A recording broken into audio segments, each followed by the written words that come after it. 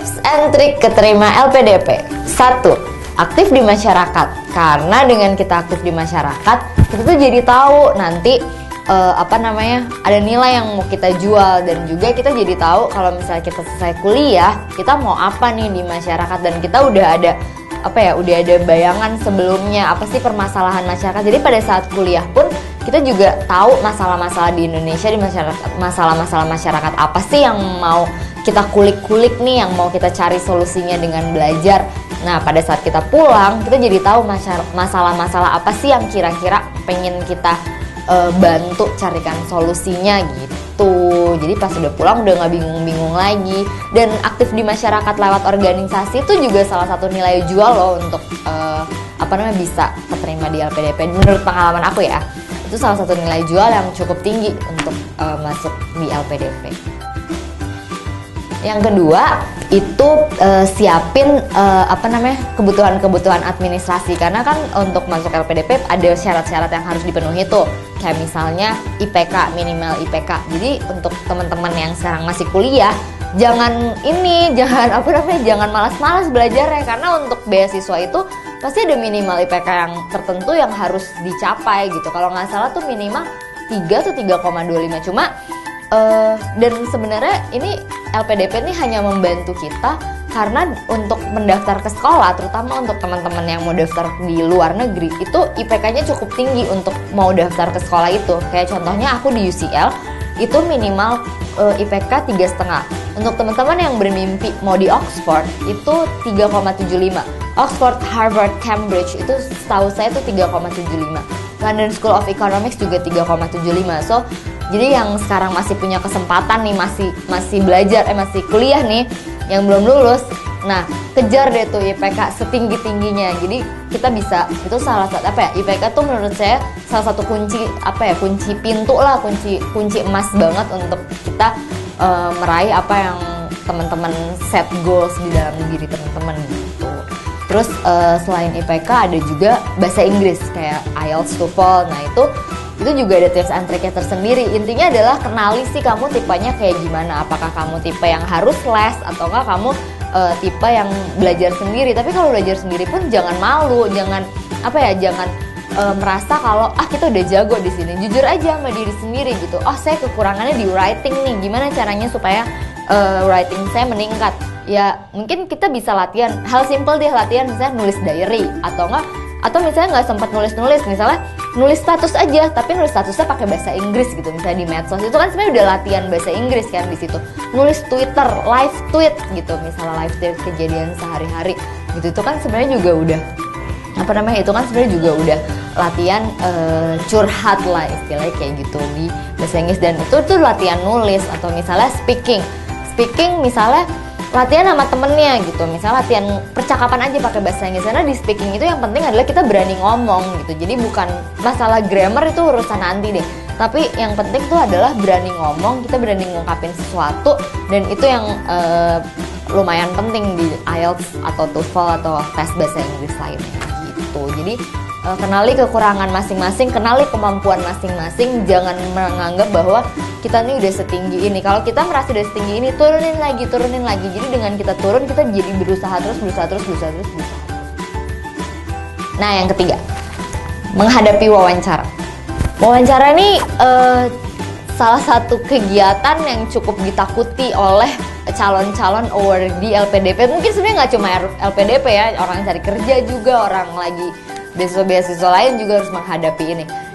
Tapi wawancara ini sebenarnya ambil positifnya aja. Wawancara ini sebenarnya mereka tuh cuma pengen mengulik kok tentang kamu, tentang mimpi kamu, tentang siapa sih kamu, apakah kamu cocok di situ atau enggak gitu. Jadi wawancara tuh bukan sesuatu yang menurut aku harus ditakutin.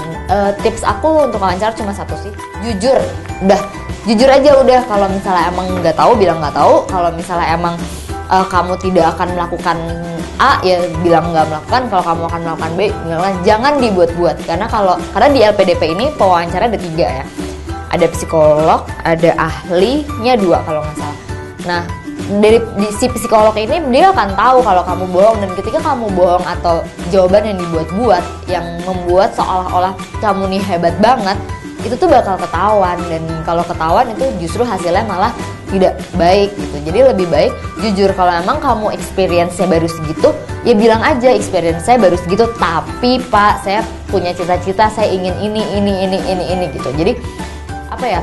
Jadi jangan jual sesuatu yang nggak ada gitu, jangan jual sesuatu yang ada, yang kosong di otak kamu, jangan jual mimpi lah istilahnya, kayak jangan PHP lah sama negara gitu. Jadi juallah sesuatu yang kamu memang udah punya apa adanya, tapi kamu punya mimpi besar untuk itu gitu. Dan mimpi itu pun juga bukan mimpi yang kamu karang sendiri gitu, mimpi itu juga harus apa ya, juga udah harus kamu serapi, juga harus itu memang bener-bener mimpi kamu gitu. Jadi sebelum wawancara, menurut saya di LPDP itu sebelum wawancara itu ada jenjang waktu kira-kira seminggu sampai 3 minggu jadwal kamu menunggu wawancara. Dan waktu yang sempit itu coba deh gunain untuk merenungkan diri, ingat-ingat lagi apa sih yang mau kamu lakuin, baca-baca lagi esai yang kamu buat, karena kan untuk administrasi harus buat esai, karena itu dibaca-baca lagi esainya, dan apa namanya, diresapi lagi, diingat-ingat lagi,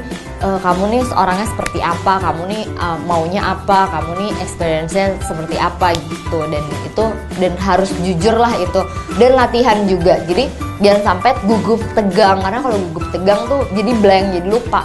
Jadi selama seminggu ini selain kamu ingat-ingat tentang diri kamu, latihan juga aja di depan kaca kayak, hai Pak, saya Isidora gitu misalnya. Nggak apa-apa orang gila, tapi kita tuh apa ya, melatih public speaking kita gitu. Keempat, ini tips and trick dari saya. LPDP itu sebenarnya membolehkan kita untuk ini ya, pada saat zaman saya mendaftar itu ngebolehin kita untuk belum punya universitas ketika mendaftar, tapi udah ada universitas yang dituju. Nah, saran saya, ketika kamu mau mendaftar, itu udah pilih universitasnya. Jadi dengan begitu, pada saat wawancara kamu jadi tahu apa yang mau kamu omongin gitu. Dan tapi ini jangan asal sekolah, saya mau yang ini, nanti saya karang-karang, jangan kayak gitu. Jadi kamu udah tahu, kayak saya udah tahu gitu, saya mau universitasnya adalah UCL di Social Development Practice. Saya udah tahu dari awal saya ngincernya itu gitu. Jadi pada saat wawancara ketika ditanya kenapa saya mau pilih kuliah itu, saya udah tahu dengan lancar, saya bisa menjelaskan saya pengennya ini. Bahkan ketika ditanya waktu itu tentang pelajaran-pelajaran apa aja yang mau saya ambil, saya dengan lancarnya bisa menjawab karena saya udah tahu banget kulit-kulitnya itu program gitu. Jadi saya enak ngejelasinnya, dan dengan begitu saya jadi bisa tahu ketika saya pulang nanti saya mau ngapain, itu saya udah punya gambaran. Jadi saya lebih enak, dan ketika menjalankan sekolah pun nanti juga saya lebih enak. Bahkan ini sekarang saya belum berangkat pun saya udah tahu saya mau nulis disertasinya tuh tentang apa gitu, saya mau nulis tugas akhir saya tentang apa, tugas-tugas di setiap pelajaran saya tentang apa. Dengan kayak gitu jadi pada akhirnya memudahkan saya juga untuk saya sekolah di sana, belajar di sana. Jadi nggak usah mikir-mikir lagi, aduh judul disertasi apa ya, aduh pusing, nggak usah kayak gitu ya, karena saya udah tahu saya maunya apa gitu. Jadi persiapan tuh penting banget untuk menghadapi segala sesuatu. Kelima, ini paling penting banget, terpenting di antara semua 4 ini. Kalau nggak ada nomor 5 nih udah gagal total. Adalah berdoa dan minta restu orang tua. Pokoknya ini udah, ini udah fatal banget nih kalau ini. Pokoknya sebelum biasain aja, sebelum nulis esai, bahkan sebelum submit itu udah bilang ke orang tua, ibu bapak saya mau daftar beasiswa, saya mau daftar LPDP, saya minta doanya.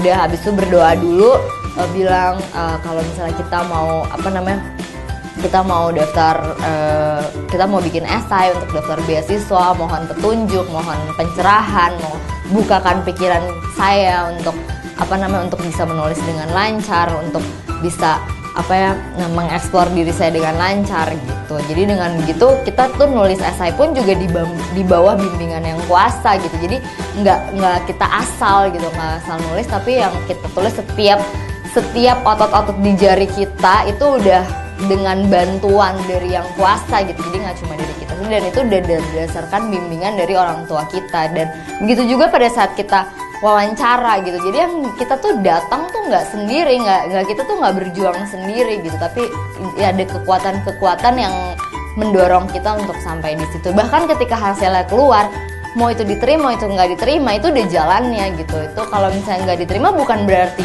kita nih bodoh, bukan berarti kita nih gagal atau ikhlas, tapi enggak, itu adalah berarti memang timingnya belum tepat, berarti memang mungkin rezeki kita nggak di situ, mungkin di beasiswa lain, karena ada teman mata air yang kayak gitu ya.